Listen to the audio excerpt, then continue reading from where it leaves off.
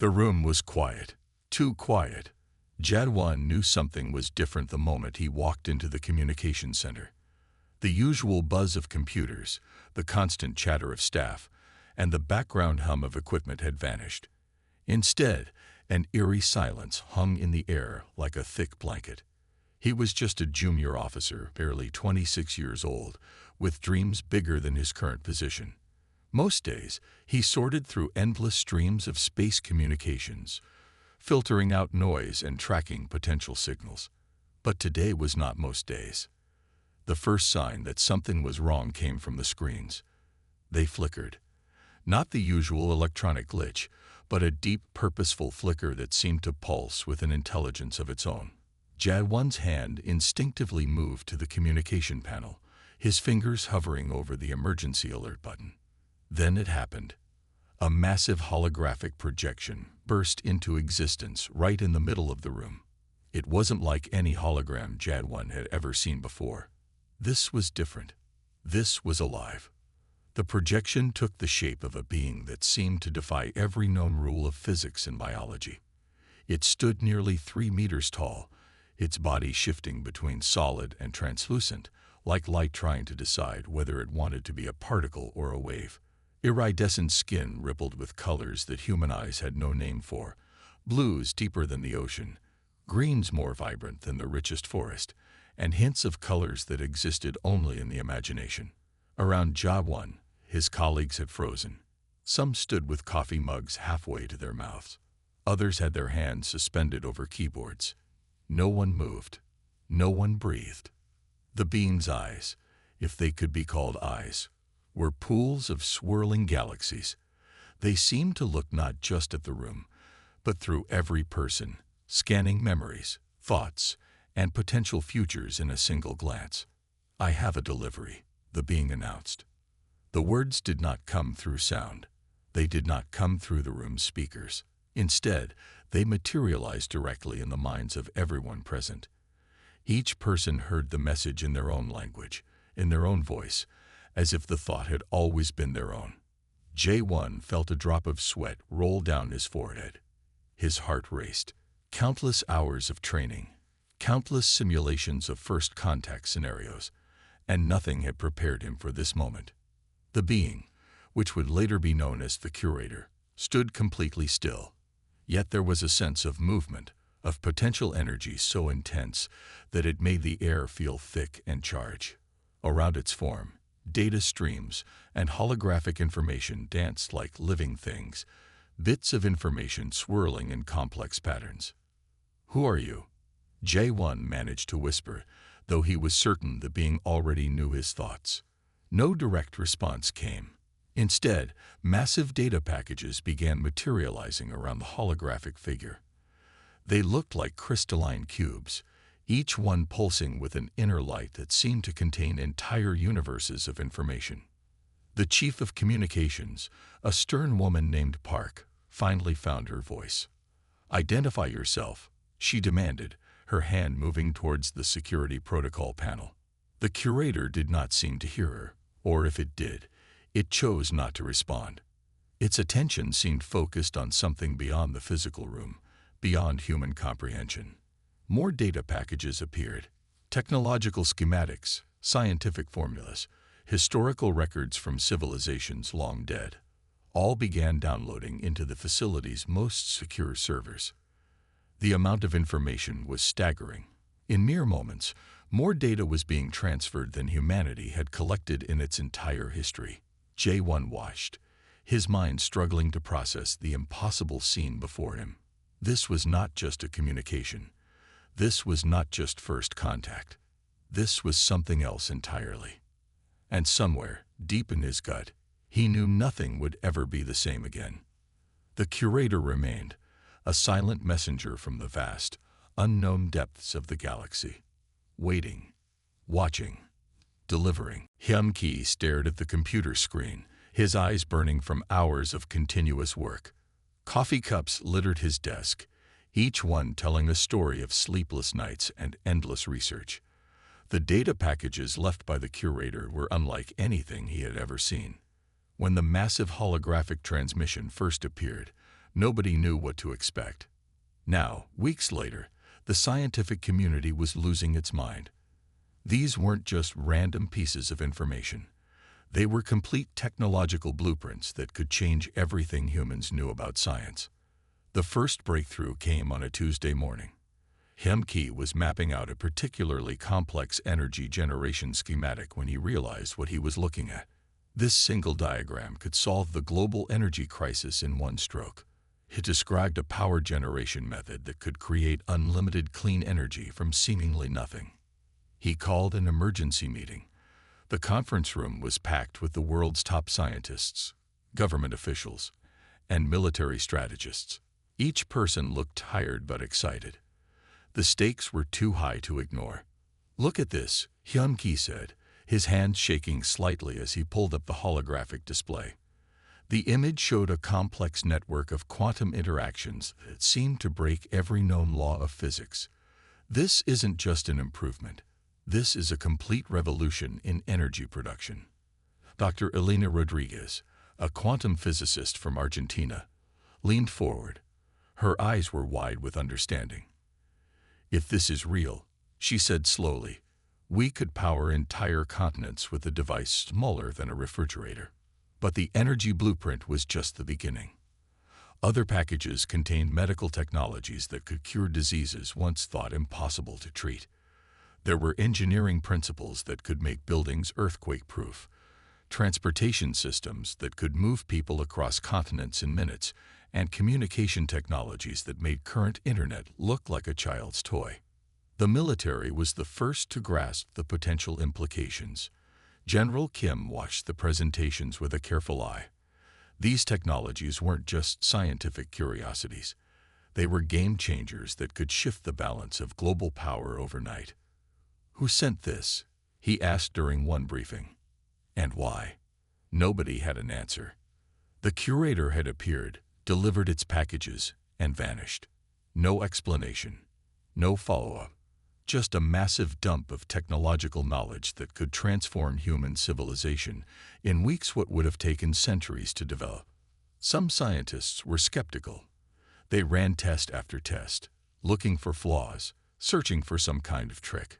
But every test confirmed the same thing. The technologies were real. They worked. They were perfect. HFY found himself working around the clock. Each new discovery was more exciting than the last. A medical nanotechnology package could potentially reverse aging. An agricultural blueprint showed methods to grow food in the most hostile environments. Transportation schematics suggested vehicles that could travel faster than the speed of light. But with every breakthrough came more questions. Why humans? Why now? What did the curator want? The global reaction was mixed. Some governments wanted to keep the technology secret. Others pushed for immediate open-source distribution. Universities and research centers worked day and night to understand and implement the new knowledge. One evening, as HFY was reviewing yet another set of data, he noticed something strange. Hidden deep within the technological packages were fragments of historical records, bits of information about other civilizations, civilizations that had received similar gifts, civilizations that had either flourished or disappeared. He realized then that this was more than just a gift. This was a test, and humanity was about to be graded. The curator was watching, waiting, hoping. Jia-Yun loved old books. In a world of digital information and instant downloads, she preferred the feel of paper, the smell of aged documents. Her office at the Global Historical Research Center was filled with carefully preserved records, physical books that told stories from before the curator's arrival. Today, she was digging through something special. The collection of intercepted alien communications, carefully translated and preserved. These weren't just random messages. They were pieces of a much larger puzzle about life in the galaxy. The first thing Jia-Yun learned was that space was not a peaceful place. It was dangerous, brutal, a complex system where the strongest civilizations survived by consuming the weak. Most species that reached the stars were quickly crushed, absorbed, or destroyed by more advanced civilizations. She spread out her research on a large holographic table. Different colored lines connected various alien civilizations, showing their rise and fall. Most species had a similar pattern. They would develop space travel, explore a few nearby star systems, and then suddenly disappear, swallowed up by larger, more powerful civilizations. Humanity was different. Since the curator's arrival, human technology had grown at an impossible rate. What would have taken hundreds of years was happening in months. Space exploration programs that were once slow and careful were now moving at lightning speed. Jai Yun found a communication record from the Brelthari Empire. It was a panic-filled message, intercepted and decoded by human communication experts. The translation was chilling. Unknown species developing too quickly. Technology beyond expected parameters. Recommend complete quarantine and potential elimination. But nobody had eliminated humans. In fact, other civilizations seemed almost afraid. She pulled up another file. This one was from the Quantum Communication Network, a galactic information exchange used by advanced civilizations. There were whispers, rumors, something about humans that was different. Most species saw technology as a weapon. Humans saw it as a tool for solving problems. Most species fought to conquer. Humans seemed more interested in understanding. Most species protected only themselves. Humans kept showing interest in helping others. Jai Yun's research was revealing something strange. The curator hadn't just given humans technology. It had given them something more important. A different way of looking at the universe. In her office, a holographic display showed the rapid human expansion. Unlike other civilizations that claimed territories through force, humans were establishing research stations, creating communication networks, offering scientific collaboration. The phone rang. It was her colleague, Sung Min from the diplomatic court. "You need to see this," he said, his voice excited and slightly scared. An hour later, they were looking at a star map. Multiple alien civilizations were marked. Some were old, some were new, but a pattern was emerging. Every civilization the curator had previously visited had shown remarkable growth. They had survived when others failed. They had adapted in ways no one expected. But why? What made these civilizations special? What made humans special? Jai Yun looked at the star map. The connections between civilizations were like a complex web. And somewhere in the middle of that web was humanity. A young species that was changing everything. The curator had delivered more than just technology. It had delivered a chance to be different, a chance to survive, a chance to rewrite the rules of the galaxy. As the sun set outside her window, Jai Yun knew one thing for certain. This was just the beginning of the story. The Vorex ships looked like massive metal sharks. Sharp, dangerous, hungry. They moved through space with a purpose that spoke of centuries of conquest. The Vorex Confederacy was known across the galaxy as a species that took what it wanted. Planets were resources. Life was just something to be used or removed. Captain Jun Park sat in the main control room of Earth's defense station. His hands were steady. His eyes were calm. Around him, the newest defense systems hummed with a quiet power that would have been impossible just months ago. The first Vorex scout ships appeared on the long-range scanners. They were coming fast. Too fast. A normal species would panic, would call for help, would prepare to surrender. Humans were not a normal species. "Activate quantum defense grid," Jun said quietly. The technologies provided by the curator transformed everything. Automated defense platforms came to life. They were not just weapons. They were intelligent systems that could predict, adapt, and respond faster than any living commander. The first wave of Vorex attack ships approached Earth's orbital line. They expected easy prey. They expected a quick victory. What they found was something entirely different. Quantum entanglement communication networks meant that every defense platform worked as one single massive intelligence. Energy shields absorbed incoming attacks, breaking them down into harmless particles. Defensive weapons that seemed to appear out of nowhere struck with impossible precision. Inside the Vorx command ship, everything went wrong. Their most advanced tracking systems couldn't lock onto human targets. Their weapons seemed to lose power the moment they were fired. It was like fighting a ghost that knew everything about you before you even moved. Impossible, the Vorx commander growled. His species had conquered hundreds of worlds. They had destroyed civilizations that had existed for thousands of years. And now, a young species was making their entire invasion fleet look like children playing with toy ships. June watched the battle unfold. It wasn't even a battle. It was a demonstration. In less than 72 hours, the entire Vorx invasion fleet was destroyed. Not a single human life was lost. Not a single human ship was seriously damaged. News spread quickly, not just on Earth, but across the galaxy. The communication networks that the curator had helped humans develop meant that information traveled faster than light. Every spacefaring civilization received the same message. Humans were not to be underestimated. The defense was more than just a military victory. It was a statement, a declaration that humans would not be easy targets, that they would protect themselves and others. After the battle, something strange happened. The defense platforms didn't power down. They remained active, but shifted into a new mode. Instead of weapons, they began broadcasting scientific and medical information to nearby star systems. Information that could help, that could heal. Captain Park understood then what the curator might be doing. This wasn't just about giving humans a chance to survive.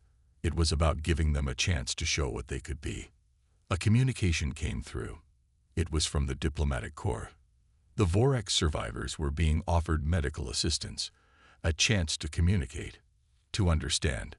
Most species would have demanded punishment, revenge, destruction. Humans offered help. In the vast darkness of space, something was changing, and the curator watched, waiting to see what would happen next. Sung Min adjusted his jacket. It was a simple black suit, but today it felt like armor. The United Earth Diplomatic Corps had never faced a challenge like this before. How do you talk to species that have just watched you destroy their most powerful invasion fleet? The conference room was unlike any diplomatic meeting in human history. Holographic displays showed representatives from multiple alien civilizations. Some looked angry. Some looked scared. A few looked curious. The Vorx representatives sat on one side of the massive circular table. They were large creatures, with skin that looked like polished metal and eyes that seemed to change color with their emotions.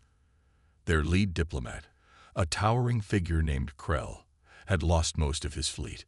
Normally, this would mean total destruction for his species. But humans were different. "We are not here to punish," Sung Min began. His translation device worked perfectly, converting his words into the complex language of each species present. "We are here to understand." Krell's color shifted from a dark blue to a confused green. In Vorx culture, this meeting should have been about revenge, about total submission. Instead, humans were offering something else entirely. The first surprise came when Sung Min presented medical and technological assistance, not as a punishment, not as a gift with strings attached, simply as help. "Your species lost many lives," he explained. "We can help you rebuild. We can share technologies that can make your planet stronger, not to control you, but to help you grow." The other diplomatic representatives watched in shock.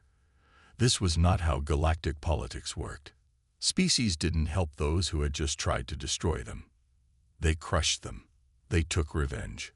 But humans kept surprising everyone. The quantum communication network, another gift from the curator, allowed instant translation and understanding. Cultural nuances that would have taken years to decode were now understood in moments. Humans weren't just sharing technology. They were sharing understanding. More species joined the conference. The Breltheri, who had once considered humans a potential threat. The Quantum Collective, a network of machine intelligences that calculated everything in probabilities. The Crystal Singers, a species that communicated through complex musical harmonies. Each looked at humans with a mixture of fear, respect, and confusion. Sung Nin knew what they were thinking. How could a young species be so different? How could they offer help after being attacked? How could they see potential where others saw only threat? The answer was simple. Humans had been given more than just technology by the curator. They had been given a different way of seeing the universe. As the conference continued, something unexpected happened. The diplomatic meeting turned into a scientific exchange. Species began sharing problems, challenges that had stumped them for centuries. Humans didn't promise to solve everything, but they offered to work together, to try. Outside the conference room, the galaxy was changing. Slowly, quietly, but definitely changing. The curator watched, always watching. Some men looked at the holographic displays. Alien species from across the galaxy were talking, sharing, learning, not fighting. For the first time in galactic history, something new was happening.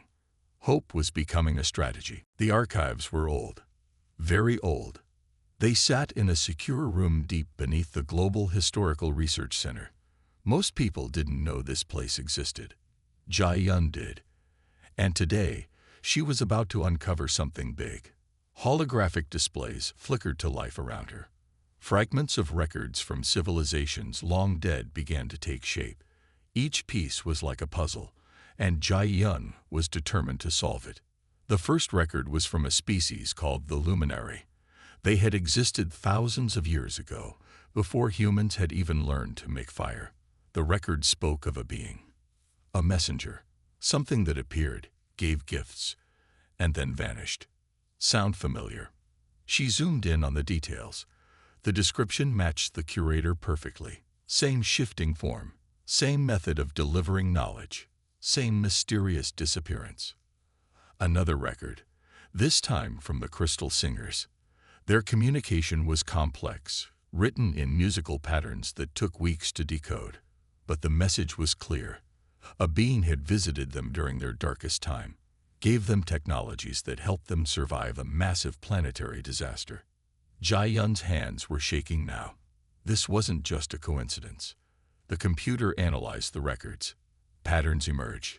Every civilization that received these gifts shared something special. They were not the strongest, not the most advanced, but they had something else, something harder to measure. Potential. The curator wasn't just giving technology. It was selecting species, watching, testing. A knock on the door interrupted her thoughts. It was Hyun Kai, the lead scientist who had first analyzed the curator's technology packages. "You need to see this," he said, his voice serious. They moved to another room. More holographic displays came to life. This time, they showed the life cycles of different civilizations.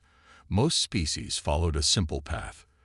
They would develop technology, fight wars, and then destroy themselves. But the civilizations touched by the curator were different. They adapted. They grew. They solved problems instead of creating more. "It's like a grand experiment," Hyun Ki said. "The curator doesn't just give gifts. It creates opportunities." More records appeared. The Quantum Collective, the Breltheri survivors, species that should have died out but somehow survived. Each had received help at their most critical moment. Jai Yun saw the pattern now. The curator wasn't just an observer. It was something else. A guardian, a teacher, a test administrator. "Why us?" she whispered. "Why humans?" Hyun Ki had no answer, but the records kept telling their story. Fragments of a much larger mystery. The curator had been doing this for longer than any known civilization could remember. Selecting, helping, watching. Outside the research center, the world continued as normal. Humans expanded into space, worked with alien species, solved problems, created new technologies. But here, in this room, something bigger was becoming clear. They were part of something much larger than themselves, and the curator was still watching. Always watching. Min Seo's office looked more like a battlefield than a research center. Walls covered with complex diagrams, screens showing alien psychology profiles, and hundreds of data points tracking species behavior. She was a xenopsychological researcher, and she had discovered something extraordinary about humans. Most species saw the world in black and white. Humans saw 1,000 shades of gray. When the first alien civilizations tried to understand humans, they failed. Completely. Humans didn't follow any expected pattern. They could be fierce warriors one moment and compassionate healers the next.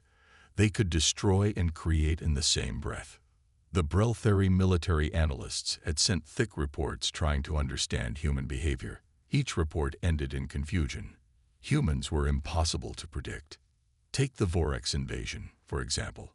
After completely destroying the invasion fleet, humans offered medical help to the survivors. Who does that? Most species would demand total surrender. Punishment. Revenge. Min Seo pulled up a holographic display showing human problem-solving patterns. Unlike other species that saw challenges as threats, humans saw them as puzzles, opportunities to learn, to grow. And alien communication came through. The Quantum Collective was studying human behavior. Their massive computer networks had been trying to understand human decision-making for months. Unpredictability is not a weakness, the message read. It is their greatest strength. Humans could adapt faster than any known species when faced with a problem. They didn't just find one solution. They found 10. They created options where others saw dead ends. The research went deeper. Humans had something unique: empathy. The ability to understand and share the feelings of others. Not just their own species. Any species. Most galactic civilizations saw other species as threats or resources. Humans saw them as potential friends, as partners. Min Seo remembered a recent diplomatic meeting. An alien species had shared a massive environmental problem on their home planet. Instead of offering a single solution, human teams came back with multiple approaches, some scientific, some creative, some so strange they shouldn't have worked. But they did work. The curator had given humans more than technology. It had given them a way of thinking, a way of solving problems that broke every known rule of galactic survival. Most species fought to survive. Humans fought to understand. Most species protected only themselves. Humans wanted to protect everyone. The holographic displays showed something amazing. Every time humans entered a new star system, they didn't claim territory. They set up research stations, communication centers. They shared knowledge. It was like they saw the entire galaxy as one big community. The Quantum Collective's final report was simple but powerful. Humans are not a species. They are a solution. Min Seo smiled. Somewhere out there, the curator was watching, waiting to see what humans would do next. Because humans were never predictable, never simple. Always changing, always growing. The galaxy had never seen anything like them before, and it was just the beginning. Every Earth year, something strange happened. The curator would appear, not with a warning, not with a big announcement, just suddenly, like a ghost made of light and possibility. J1, who had been there during the first contact, now worked in a special department. Their only job was to prepare for the curator's annual delivery. Nobody knew exactly when it would happen, but it always happened. The first time, it was technology. The second time, historical archives. The third time, something nobody could explain. Strange artifacts that took decades to understand. This year felt different. The global communication networks were ready. Every scientific research center was on high alert. Space stations stretched across multiple star systems watched and waited. It was 3:42 in the morning when the first signs appeared. A slight shift in quantum communication networks. A tiny ripple in space that most sensors would miss. But humans were watching. Always watching. The curator materialized in the main Earth orbital research station. No fanfare. No dramatic entrance. Just a sudden presence that made everyone stop and stare. Its form was familiar now, shifting between solid and light, colors that human eyes couldn't fully understand, galaxies swirling in its eyes. This time, the delivery was different. Instead of technology packages, the curator began projecting memories. Not human memories. Memories from thousands of civilizations. Entire histories of species that had been lost. Cultures that had died. Knowledge that would have been forgotten forever. Dr. Elena Rodriguez, who had been studying the curator's previous deliveries, watched in awe. "It's not just giving us information," she whispered. "It's preserving history." The memories played out like living paintings. Entire civilizations rose and fell in moments. Their achievements, their struggles, their final moments, all preserved in perfect detail. Some memories were beautiful. Civilizations that had solved impossible problems. Species that had found peace. Moments of incredible discovery and joy. Some were tragic. Worlds destroyed by their own mistakes. Cultures that had failed to understand each other. Moments of great loss. But each memory was a lesson. A piece of a much larger puzzle. Humans weren't just receiving information. They were becoming the guardians of galactic history. The station's computer systems worked overtime. Capturing. Storing. Analyzing. Each memory was being carefully preserved, studied, understood. J1 noticed something else. The curator wasn't just showing these memories. It was watching the humans' reactions, studying how they responded to the pain, the joy, the complexity of these lost civilizations. As quickly as it had appeared, the curator began to fade. But this time, something was different. A feeling remained. A sense of expectation. When the projection ended, something incredible happened. Every human who had watched the memories felt changed. Not scared, not overwhelmed, but connected. To each other, to the universe. The scientific teams worked for months to understand what had happened.